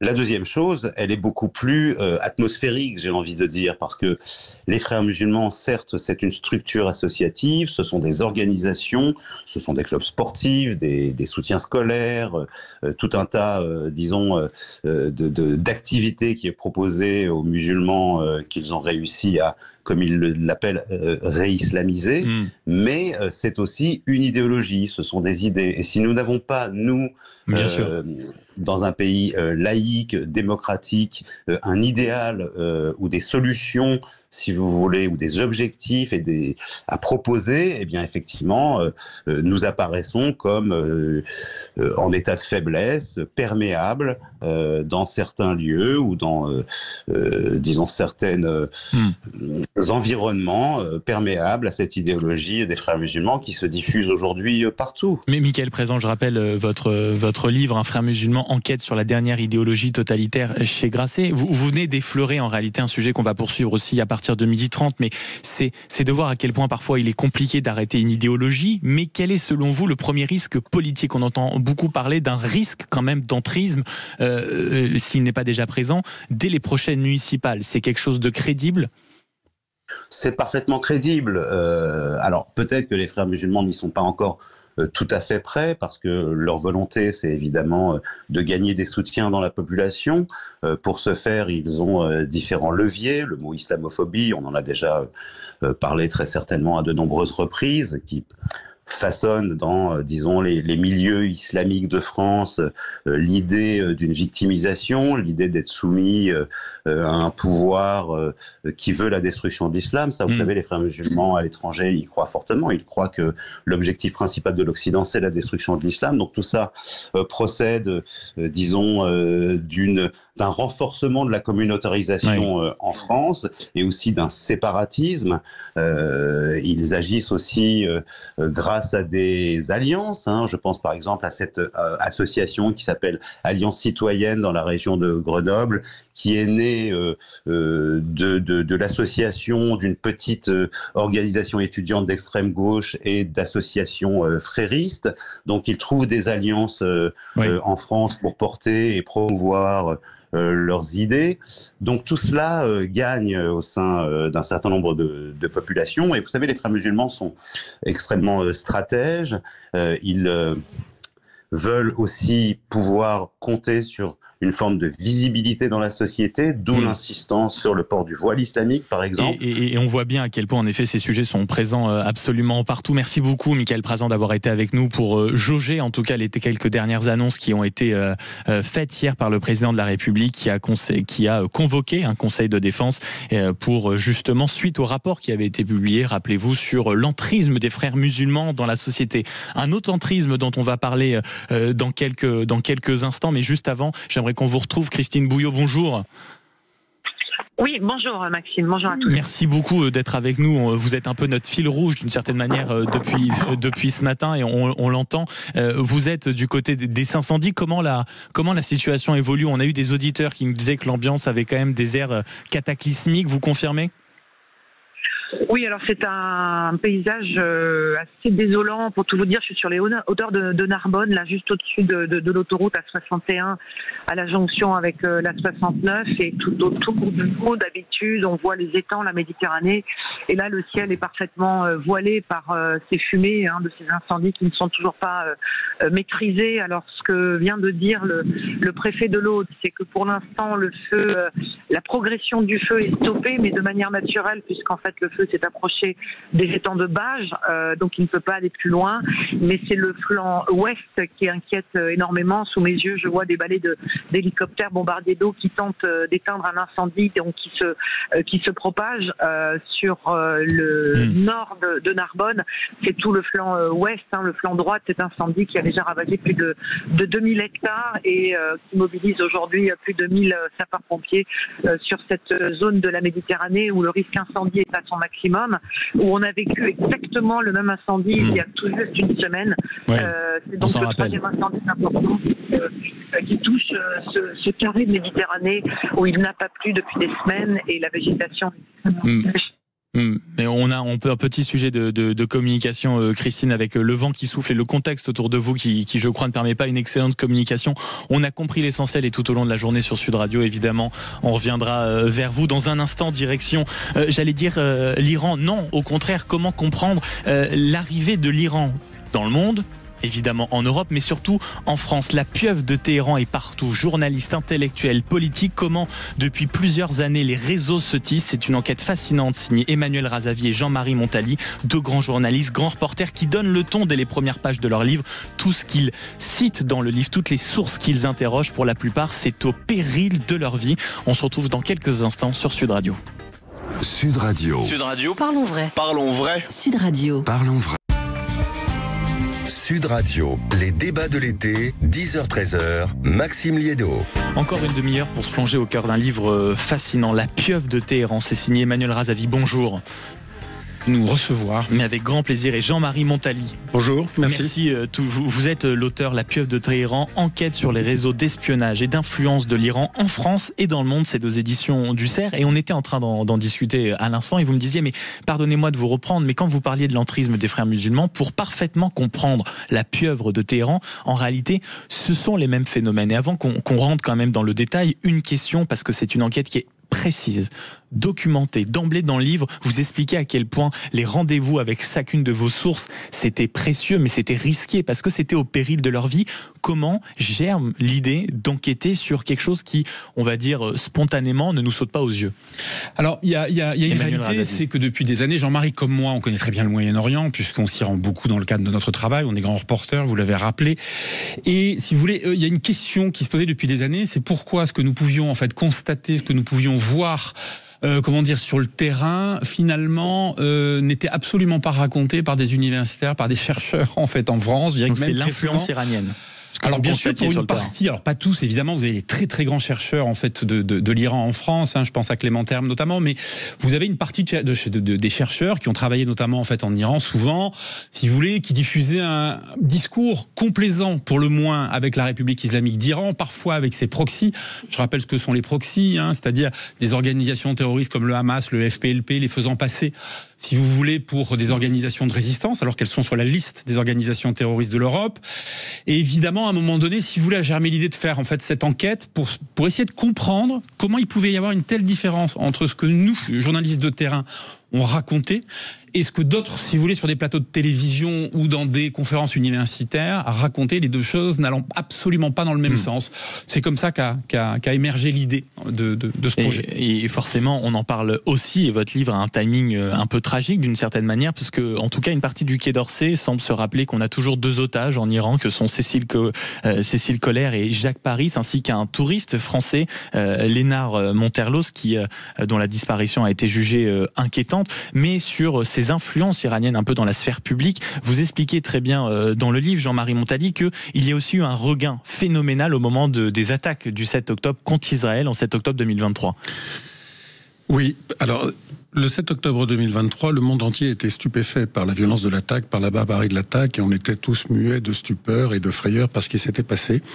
Et très rapidement, la République islamique d'Iran qui a dit non, moi je n'ai rien à voir avec ça, alors que effectivement, nous on démontre le contraire dans le livre. Très rapidement, la République islamique d'Iran a commencé à changer le discours en présentant le Hamas comme une organisation non pas terroriste, mais une organisation de résistance, et se félicitant même de ce qui s'était passé. Et vous rappelez, ce qui s'est passé ici à ce micro de Jean-Jacques Bourdin avec Daniel Obono, qui en effet qualifiait le Hamas de mouvement de résistance et qui ne voulait pas le qualifier de mouvement terroriste. Et d'autres d'ailleurs, pas qu'elle. Rima Hassan, par exemple, etc. Et c'est un discours qu'on a retrouvé très rapidement dans les universités, à Sciences Po, où ce groupe terroriste est devenu un mouvement de résistance. Donc il y a une imprégnation des esprits. On parle beaucoup des influenceurs et des espions dans le livre, mais finalement l'influence est tellement bien faite qu'il y a une imprégnation des esprits. Comment expliquer aujourd'hui que dans une manifestation pro-palestinienne, un influenceur distribue des drapeaux de la République islamique d'Iran, et qu'on voit de jeunes étudiants qui sont en train donc de brandir et de faire flotter au vent ces drapeaux qui représentent tout ce qu'on devrait combattre. Et notamment eux qui se prétendent être de gauche. C'est un peu de gauche, au nom de la liberté, etc. Et donc ils sont en train de brandir le drapeau qui représente finalement tout ce qu'on devrait combattre, c'est-à-dire l'oppression, la répression des minorités, quelles qu'elles soient, etc. Et on ne peut pas, et j'aimerais vraiment là qu'on rentre au cœur de votre livre, et pour comprendre à quel point peut-être les relais, outre ailleurs dans le monde, en Europe, arrivent avec une telle facilité en France, on ne peut pas comprendre tout ce que vous nous racontez dans le livre sans s'intéresser quand même au parcours de l'ayatollah, le fameux guide suprême Khomeini. Est-ce que chacun d'entre vous, en quelques mots, pouvait nous croquer un peu ce personnage? Parce que c'est vrai qu'on voit cet homme barbu, habillé de noir, le guide suprême avec des propos souvent menaçants à la télévision, mais on n'a pas du tout l'idée de sa formation. Vous racontez un peu adorateur d'Hitler quand même, avec une véritable influence des frères musulmans, menteur, et on développera ensuite son passage en France, qui ne fut pas anecdotique. Alors il faut remonter très clairement en fait, à la fin des années 30, début des années 40, vous l'avez rappelé, en fait, l'ayatollah Khomeini. Il faut savoir qu'il y a une radio allemande à Téhéran à cette époque. Khomeini nous raconte des gens en fait qui l'ont côtoyé de très près, donc écoute avec beaucoup d'admiration les discours d'Adolf Hitler qui sont relayés en fait retransmis sur cette radio allemande en Iran. Mais quelques années plus tard, Khomeini en fait a pour mentor un homme qui s'appelle Nawab Safavi. Ce Nawab Safavi, il est le chef d'une organisation terroriste islamiste chiite, et il est lui-même admiratif des frères musulmans égyptiens, vous voyez, qui sont pourtant sunnites. Et en fait, il va s'inspirer, si vous voulez, de l'islamisme tel qu'il est prôné en fait par les frères musulmans, notamment par un de leurs théoriciens qui s'appelle Sayed Qutb. Et en fait, il va enseigner en fait les bases fréristes, si vous voulez, la théologie, si l'on peut dire entre guillemets en fait frériste, à l'ayatollah Khomeini, qui va s'en inspirer pour créer sa future république islamique. Et c'est important de l'entendre parce qu'en Iran, tout le monde le sait, enfin moi j'ai toujours entendu ça depuis que j'étais petit, là nous on le raconte de façon documentée, historique, journalistique, mais tout le monde sait en Iran que l'ayatollah Khomeini, lorsqu'il crée la république islamique d'Iran, il s'inspire de l'organisation des frères musulmans égyptiens. Quand vous regardez les institutions, par exemple iraniennes, on se rend compte de qu'elles sont quasiment calquées sur les celles des frères musulmans. Jean-Marie Montali aussi sur le parcours du guide suprême qu'on connaît, enfin du soi-disant soi-disant guide suprême, comme disait Trump, qu'on connaît assez mal en réalité en France. Alors il y a le parcours, mais je crois qu'on ne peut pas dissocier le parcours de l'époque, puisqu'on est dans les années 70. Il arrive en France fin 78, début 79, et cette période vibre encore en France de mai 68. Et on a besoin, l'intelligentsia, on a besoin de héros, on a besoin de révolutionnaires. Les armes se sont tues au Vietnam, les révolutionnaires qu'on a soutenus, notamment à gauche, ont montré que finalement leur révolution menait nulle part. C'est vrai à Cuba, c'est vrai en Chine, c'est vrai avec Castro, c'est vrai avec Mao. Et donc voilà d'un seul coup qu'arrive un nouveau révolutionnaire. Alors il n'a pas un béret sur la tête, mais il a un turban. Et voilà qu'il parle d'anticolonialisme, d'anti-impérialisme. Et ça nous séduit. C'est quelque chose qui séduit l'intelligentsia. Et il est très rapidement soutenu. Alors il reçoit Neaufle-le-Château. Faut imaginer, on a un personnage quasi biblique, quasi messianique, qui parle doctement, qui parle calmement, qui parle de paix, qui parle d'amour, qui dit exactement le contraire de ce qu'il va dire 2 mois plus tard, mais surtout de ce qu'il a dit des années plus tôt dans ses écrits, notamment dans la conquête des territoires non musulmans, qu'il faut absolument lire parce que tout est dit. Et donc il séduit cette intelligentsia. Alors on voit Sartre qui fait partie d'un comité de soutien, Michel Foucault. On va en parler dans quelques instants. Toute l'intelligentsia, vous le disiez, est derrière lui de façon considérable. Et sur les propos, avant qu'on parte en pause, j'aimerais vous lire cette déclaration. Il n'y aura pas d'oppression sous le régime islamique. D'ailleurs, dans le futur gouvernement, les femmes seront complètement libres dans leur éducation et dans tout ce qu'elles feront, tout comme les hommes. Voilà, ça c'est ce qu'il disait quand il était de passage en France, notamment dans une interview cette fois-ci accordée au Guardian. Parce que à le château, il y a la presse française, il y a l'intelligentsia française, il y a les intellectuels, mais il y a toute la presse européenne qui se précipite. Et on l'écoute, on est très séduit parce que le personnage est séduisant, et c'est ce qu'on répète. Mais d'ailleurs, ce discours aujourd'hui est aussi répété. Ce que nous dit la République islamique d'Iran, on le répète aussi maintenant, notamment depuis le 7 octobre, sans vérifier, sans réfléchir. Donc l'influence commence là, et le personnage est très séducteur, et très soutenu aussi par des autorités quasi incontestables comme Michel Foucault. Et ça, on va longuement en parler, vous l'avez parfaitement esquissé. Jean-Paul Sartre, Simone de Beauvoir, Michel Foucault et autres institutions comme l'AFP qui font certes leur travail, mais qui viennent recueillir les propos de l'ayatollah. Ça se passe en France en 1978, et c'est le début de l'explication que fournit ce livre concernant la pieuvre de Téhéran, enquête sur les réseaux d'espionnage et d'influence de l'Iran en France et dans le monde. Vous avez le sujet, on revient dans quelques instants pour la suite de cet entretien sur Sud Radio. Sud Radio, votre avis fait la différence. Sud Radio, les débats de l'été, 10h-13h, Maxime Liédo. La suite de cet entretien sur la pieuvre de Téhéran, l'enquête sur les réseaux d'espionnage et d'influence de l'Iran. Évidemment, dans quelques minutes, la question se posera, mais à quel point aujourd'hui cette influence est palpable, pour quels résultats? Mais on était sur, et on l'a sans doute oublié aujourd'hui quand on en parle, sur l'ayatollah Khomeini qui est en France, qui est à Neaufle-les-Châteaux dès 1978, qui reçoit tout le monde. Et c'est vraiment une partie assez fascinante de votre livre, c'est quand vous racontez les entretiens, les rendez-vous avec les Simone de Beauvoir, les Sartre qui valident totalement ça, et Michel Foucault, qui est une pointure intellectuelle en France, sombre totalement dans la validation du guide. Alors il faut savoir qu'à l'époque, Michel Foucault, donc le philosophe Michel Foucault, parle de l'ayatollah Khomeini en le qualifiant de saint dans un de ses articles. Jean-Paul Sartre fait partie d'un comité de soutien à l'ayatollah Khomeini. C'est-à-dire que il faut savoir quand même que 10 ans plus tôt, Khomeini a écrit des textes qui sont des textes vraiment dignes. C'est un peu le Mein Kampf islamiste, en fait, ce qu'il a écrit. Jean-Marie l'a rappelé tout à l'heure. Il a notamment écrit un texte qui s'appelle, en fait, la conquête des territoires non musulmans. Il faut savoir que Khomeini est un partisan, en fait, du djihad et du djihad mondial. Il faut bien l'entendre parce qu'en 1979, lorsqu'il prend, en fait, le pouvoir en Iran, qu'il instaure, en fait, la République islamique d'Iran, dans le préambule de la constitution de la République islamique, il fait inscrire que les gardiens de la révolution, notamment, et l'armée en fait nationale iranienne, ont pour devoir de porter le djihad à travers le monde, comme la révolution islamique à travers le monde. Et c'est vraiment important d'entendre ces mots-là, parce que cette convergence, si vous voulez, entre une certaine intelligentsia d'extrême gauche et Khomeini, elle va se faire autour d'un mot-clé qui est le mot révolution. Exactement ce que vous avez expliqué, Jean-Marie, tout à l'heure, c'est que révolutionnaires d'extrême gauche comme révolutionnaires islamistes ont en commun de vouloir combattre en fait le colonialisme, l'impérialisme. Alors il faut entendre par combattre l'impérialisme ou l'anti-impérialisme, l'anti-occidentalisme. Et évidemment, ils sont anti-sionistes, l'antisionisme étant un cache-sexe en fait de l'antisémitisme. Donc ils vont se trouver en fait extrêmement facilement autour de ces thématiques. Et puis Jean-Marie l'expliquait très bien, c'est que on est dans une période en fait où cette extrême gauche, elle est un peu orpheline, si vous voulez, comment dire, des révolutionnaires en fait, de grandes figures.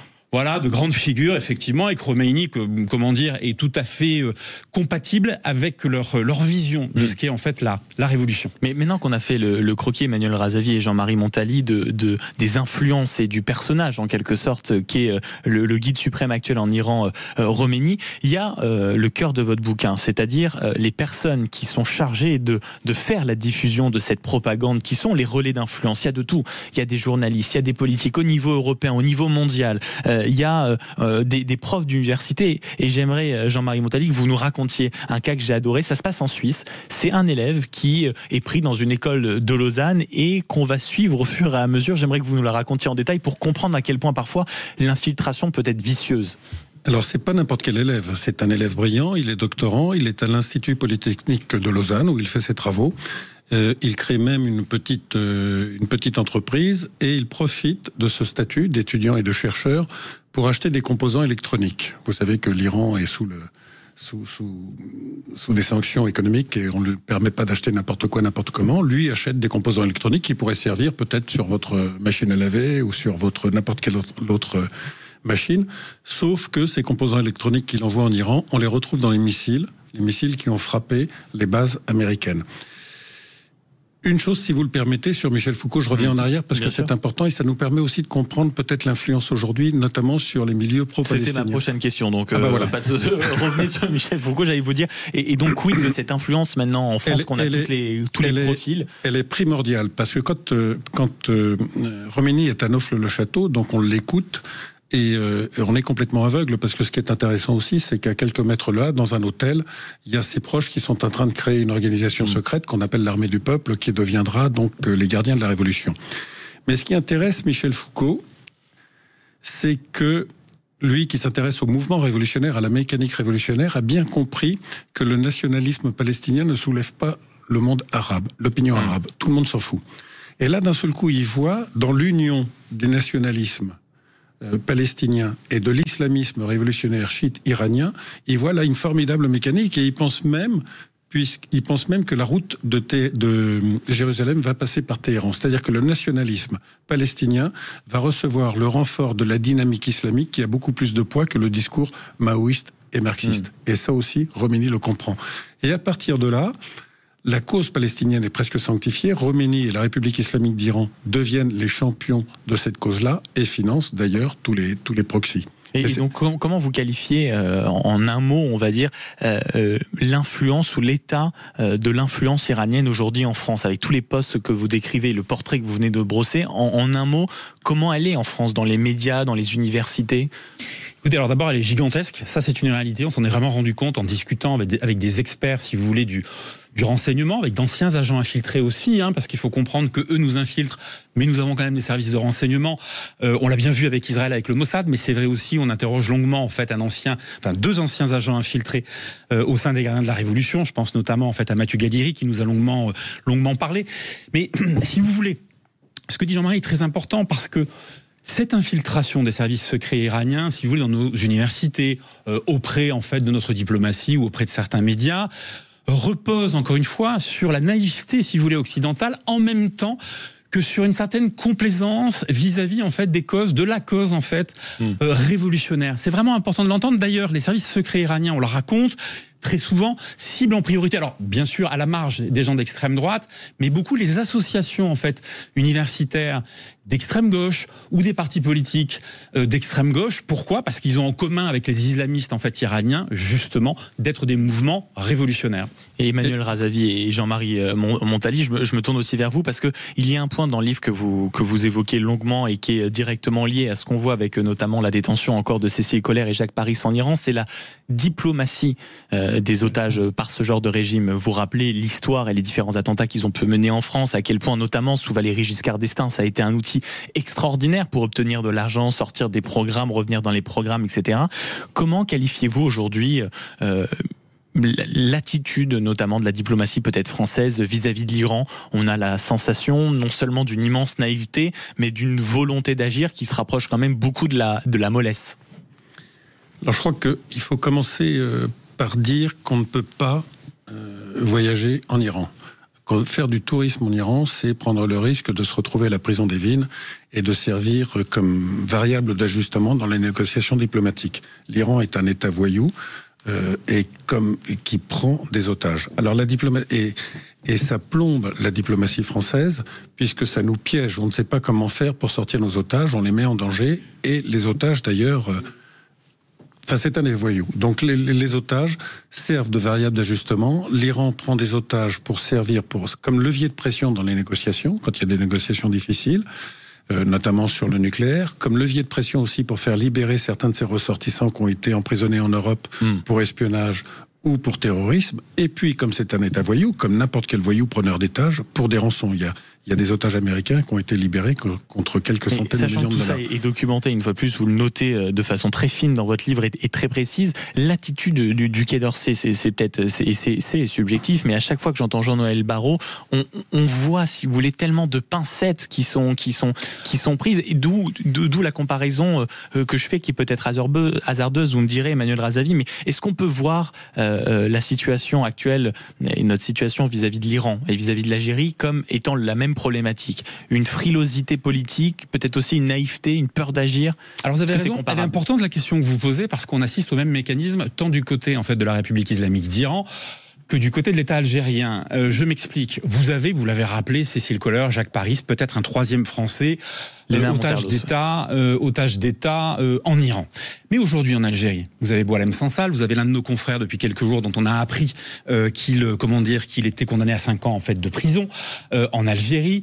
On voit bien que l'Algérie reproduit les mêmes mécanismes vis-à-vis de la France que l'Iran. Alors il n'y a pas de hasard à ça. L'Iran, la République islamique d'Iran et l'Algérie ont des partenariats notamment en fait en matière économique mais aussi en fait de défense. Je rappelle que depuis quelques mois, pour ceux qui ne le savent pas, vous avez des officiers de l'armée algérienne qui sont formés au Liban par des cadres en fait du Hezbollah et de la force Al-Quds des gardiens de la révolution islamique. Donc faut pas du tout s'étonner qu'aujourd'hui on soit face... Il y a un vrai lien. Non, mais il y a un vrai lien. Et puis, je voudrais dire une chose. Tout ça, aujourd'hui, vous avez des gens du renseignement qui le savent. Il y a des rapports, en fait, là-dessus. Il faudra, à un moment donné, cesser d'être naïf. Ces gens-là exploitent notre faiblesse, notre naïveté diplomatique, qui peut s'expliquer, en fait, par une chose. Vous parliez de Jean-Noël Barrot. Aujourd'hui, il y a beaucoup de gens qui sont spécialistes du monde arabe qui conseillent le Quai d'Orsay sur l'Iran. C'est une ineptie, en fait, sans nom. L'Iran, c'est une psyché politique extrêmement particulière, très complexe. Je suis d'origine iranienne, pour les auditeurs qui ne le sauraient pas.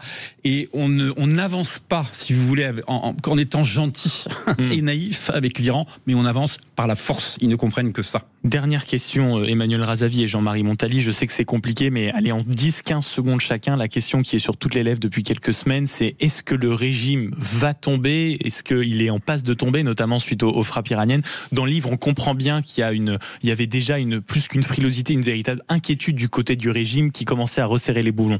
Jean-Marie Montali, sur cette question. Ce que je vais vous dire, c'est mon avis et c'est pas une expertise. Je pense que le régime n'a jamais été aussi fragile et qu'il est sur le point de tomber parce qu'il est miné de l'intérieur par une crise économique. Il est miné de l'intérieur par une crise politique. Contrairement à ce qu'on entend dire sur les plateaux de télévision, l'immense majorité de la population ne veut plus de ce régime. Les Iraniens qui sont jeunes, éduqués, ont compris que la République islamique d'Iran allait contre le progrès et l'histoire. Et Emmanuel Razavi, le mot de la fin. Très simple, moyenne d'âge en Iran, c'est 32 ans aujourd'hui. Les moins de 40 ans sont extrêmement, en fait, éduqués en Iran. Ils commencent à être un peu partout dans les administrations iraniennes. Mécaniquement, ce sont eux qui sont voués à prendre le pouvoir. Et je lisais ce matin, en fait, une étude qui a été relayée par la Fondapol. Vous avez 81% des Iraniens qui veulent plus de ce régime. Donc la messe est dite, à court ou moyen terme, ce régime tombera. Et pour vraiment se plonger au cœur de cette discussion qu'on vient d'avoir, messieurs, Emmanuel Razavi, Jean-Marie Montali, merci d'avoir été dans ce studio en ma compagnie. La pieuvre de Téhéran, c'est aux éditions du Cerf. Enquête sur les réseaux d'espionnage et d'influence de l'Iran en France et dans le monde. C'était passionnant. Nous, on se retrouve demain, même studio, même heure. Et bien sûr, l'après-midi, vous avez la bonne radio. C'est Sud Radio. Sud Radio. Sud Radio. Parlons vrai. Parlons vrai. Sud Radio. Parlons vrai.